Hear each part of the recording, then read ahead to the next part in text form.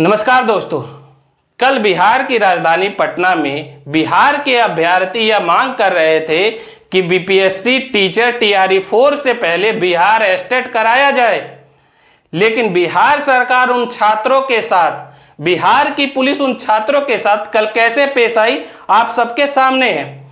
अब इस पूरे मामले पर जन सुराज पार्टी के सूत्रधार प्रशांत किशोर जी ने इस पूरे मामले पे क्या कुछ कहा है, आप सुनिए। आप ये बताइए कि बिहार का कौन सा ऐसा वर्ग है जिस पर नीतीश कुमार ने लाठी नहीं चलवाया है। ये बिहार का दुर्भाग्य है कि बिहार के बच्चे जब बिहार से बाहर जा रहे हैं तो लोग हम लोग को बिहारी कह के गाली देता है, थप्पड़ मारता है, अपमानित करता है।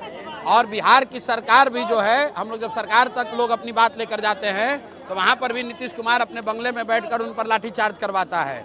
वो चाहे एसटीटी के अभ्यर्थी हो, आंगनवाड़ी सेविका हो, रसोईया हो, आशा वर्कर हो, चुने हुए प्रतिनिधि हो, अभ्यर्थी हो, परीक्षार्थी हो, हर व्यक्ति पर 3 साल में लाठी चला है।